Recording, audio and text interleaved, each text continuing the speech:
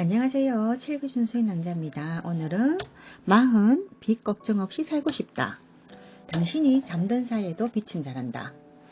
직장인의 든든한 뒷주머니 마이너스 통장. 12년 전부터 회사의 주거래 은행에서 직원들에게 월급 통장을 만드는 조건으로 마이너스 통장을 개설해주기 시작했다. 회사의 규모가 커지고 매출액이 올라가면서 자연스럽게 거래 규모가 커지자 직원들에게 좀 더 이자율이 낮은 대출 상품과 마이너스 통장을 제안한 것이다. IT 계열의 회사이고 구성은 대부분이 젊다 보니 결혼이나 이사로 인한 목돈이 많이 필요한 시기였다. 직원들의 반응은 꽤 좋았다. 2주 동안은 은행 창구에서 열심히 상담하는 회사 직원을 심심찮게 볼 수 있었다. 당시 과장급 직원에게 1,200만짜리 마이너스 통장을 개설해 주었으니 지금 생각해도 상당히 파격적인 제안이었다. 당시 1,200만원짜리 마이너스 통장을 개설한 김동현 과장은 괜히 부자가 된 듯 기분이 좋아졌다. 언제든지 1,200만원을 쓸 수 있는 현금 동원력을 가진 것이 그렇게 뿌듯할 수가 없었다. 문득 부모님이 떠올랐다. 결혼 후 아내가 매달 생활비를 보내지만 본과 부모님의 생활은 늘 팍팍한 것을 알기에 아내 몰래 마이너스 통장에서 300만원을 송금했다. 그 후 몇 달에 한 번씩 100만원가량 더 보냈다. 가끔 주말에 시간 내서 웹사이트를 기획하거나 제작하는 아르바이트를 하면 금세 돈을 모아서 갚으면 되리라 생각한 것이다. 당시 이자율은 12%쯤 되었다.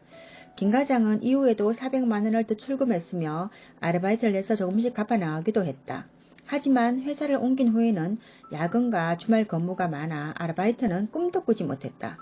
결국 대출 원금 600만원을 갚지 못한 채 아내에게 말도 못하는 상태에서 5년째 마이너스 통장을 유지해오고 있다. 김 과장의 마이너스 통장은 어떻게 되었을까? 꽤 오랫동안 신경도 안 쓰던 마이너스 통장을 어느 날 문득 확인해 보니 마이너스 1,000만원이 넘었다. 더 인출해서 사용하지도 않았는데 5년간 불어난 통장의 마이너스 원금이 1,000만원이 넘은 것이다. 아내에게 말하지 않고 해결할 방법이 없었다. 요즘은 연락을 안 하는 친구에게 예전에 빌린 돈이라고 변명하여 아내가 아이들 학자금으로 모으는 적금 통장을 깨서 해결했다. 그나마 조금이라도 일찍 해결하려고 마음먹은 것이 더 큰 불행을 막을 수 있었다. 1년만 더 지났다면 최초 원금의 2배로 불어났을 것이다. 마이너스 통장에 감춰진 복리이자의 비밀. 달리는 연리 12%를 기준으로 계산하면 되겠지만 마이너스 통장이나 현금 서비스에 돌려막기는 월 복리로 불어난다. 즉 매달 발생하는 이자를 갚아 나가지 않는다면 그 이자가 원금으로 합산되어 원금과 이자의 합을 기준으로 다시 이자가 발생하는 구조다. 우리가 흔히 경험하는 현금 서비스 돌려막기의 사례를 살펴보자. 600만원을 현금 서비스로 대출받았다고 가정하자. 처음에는 한도가 빵빵한 카드에서 시작한다. 다음 달 월급으로 조금씩 갚아 나갈 수 있을 거라고 생각한 것이다. 하지만 월급은 생활비로 다 나가고 600만원이라는 빚은 한 푼도 빠지지 않은 채 그대로 남는다. 상황이 이렇다 보니 또 다른 카드로 막을 수밖에 없어진다. 이자 상환은 엄두도 낼 수 없는 상황이다. 만약 5년간 카드 몇 장으로 현금 서비스를 돌려막기를 했다면 5년 후 600만원의 원금은 어떻게 되었을까? 현금 서비스 이자율은 연리 24%로 가정했다. 무섭다. 원금 600만원으로 시작한 현금 서비스를 5년간 카드 몇 개로 돌려막기에 성공한다면 5년 후 1930만원이 된다. 5년 만에 최초로 대출받은 원금의 3배가 넘었다. 우리가 선택할 수 있는 금융 상품 중에 이런 대박 상품이 있을까? 당신은 한 번이라도 이 같은 상품을 제안받아 본 적이 있는가? 월복리 구조의 돌려막기는 이처럼 우리의 상식을 뛰어넘는다. 금융기관은 일반인은 한 번도 제한받지 못한 방식으로 법과 제도의 울타리 안에서 독점적인 영업구조를 만들어 놓은 것이다. 우리가 은행에 넣은 예금에 대해 이와 같은 방식으로 이자를 지불해 달라고 했을 때 기분 좋게 응해줄 금융기관이 한 곳이라도 있을까? 한마디로 정신 나간 사람 취급을 받을 것이다. 운이 좋아 당신이 연리 12%의 예금 이자를 받는다고 가정해보자. 하지만 당신이 받는 연리 12%의 예금 이자와 은행이 당신에게 요구하는 연리 12% 이자는 숫자만 같아 보일 뿐 근본적인 수익 구조는 뿌리부터 다르다. 당신이 적금을 납입하면서 현금 서비스를 받는다면 설령 이자율이 같다 해도 무조건 당신이 불리한 구조다. 당신의 채무 구조에서 단기형 채무, 돌려막기 채무는 불행한 결과를 초래할 수밖에 없다. 자, 열심히 벌어라. 그리고 대가를 지불하라. 당신이 이미 사용한 미래 가치다. 그 대가를 지불하는 것은 당연하지 않은가? 차이가 있다면 같은 이자라고 해도 당신이 지불해야 할 이자는 월복리라는 조금 다른 방식일 뿐이다. 개인에게 부채가 발생했을 때 개인이 지불해야 하는 이자는 대부분 월 단위다. 많은 사람들이 가지고 있는 마이너스 통장의 예를 들어보자. 연리 15%의 마이너스 통장에서 100만원을 인출해 사용했다면 다음 달부터 발생하는 이자는 이 통장에서 빠져나간다. 그 다음 달은 어떻게 될까? 101만원의 1%인 11,100원의 이자로 차감된다. 그 다음 달은 102만 100원의 1%가 이자로 차감된다. 이런 방식이 대출에서 발생하는 월복리 구조다. 현금 서비스를 돌려막기로 결제한다면 위와 같은 월복리 결제 구조를 갖게 되는 것이다. 반면 당신이 은행에 대출해준 돈은 구조가 다르다.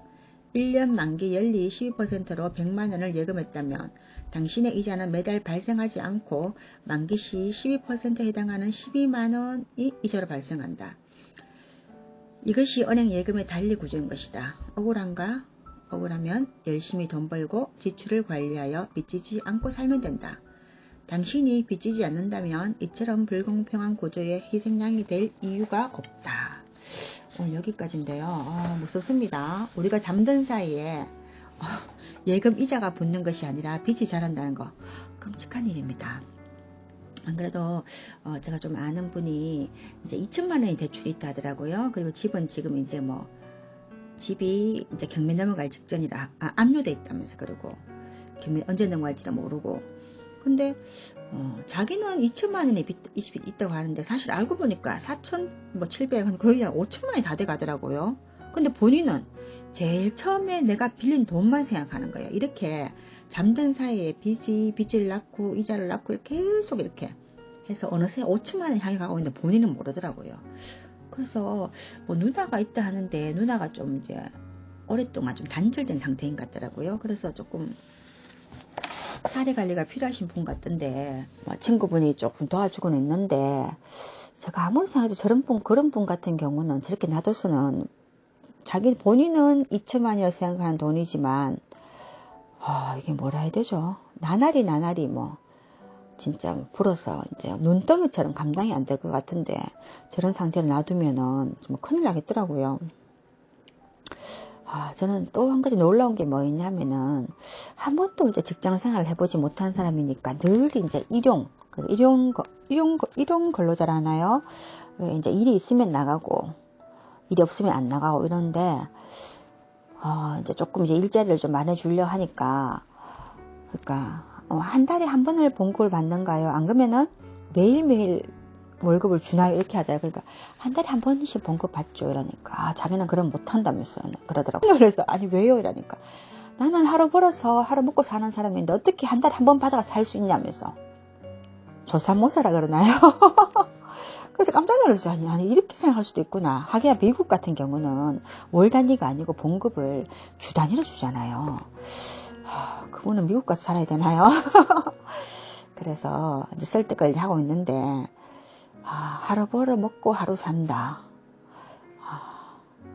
참 우리 경제에 대한 어떤 교육은 사실 어린 시절부터 필요한 것 같은데 저도 사실 이제 자식들에게 경제에 대한 교육을 제대로 못 시킨 것 같아요. 우리 자식들만큼은 무슨 일이 있어도 풍족하게 해달라는 건 다 해주자 이런 주의였거든요. 그래서 이런 걸 보니까 뭐라 해야 될까?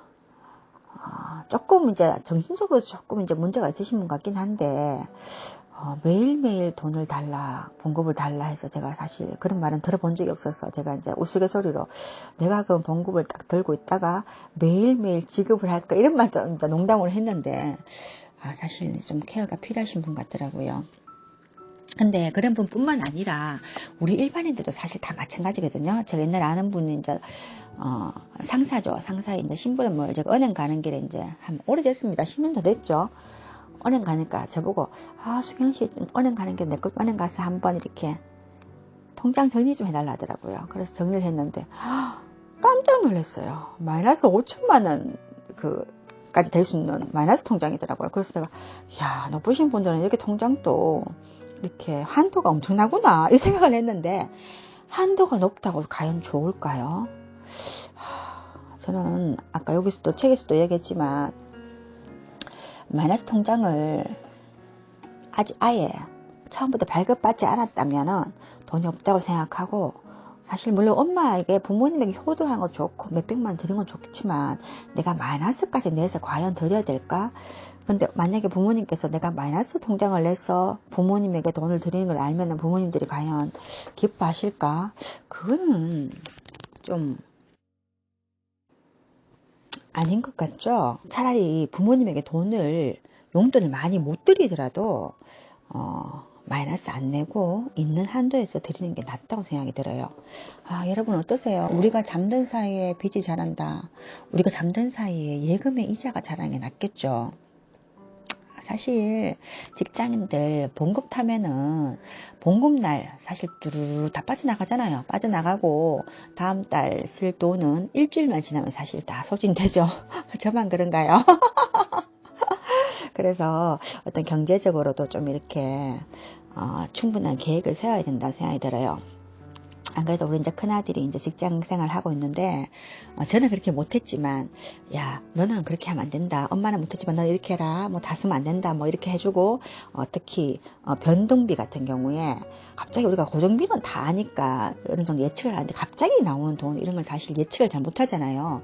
그렇지만 그 변동비까지도 고정비로 생각하고 매달 얼마씩 모아서 저수지 통장을 만들어 놔라. 그래서 거기에는 항상 너 봉급에 한 3개월 정도의 분량이 사이도록 해라 이렇게 얘기를 해놨는데, 모르겠어요. 자기가 알아서 한다는데 일단 믿고 기다려 봐야 되겠죠. 알겠습니다. 오늘 여기까지입니다. 감사합니다.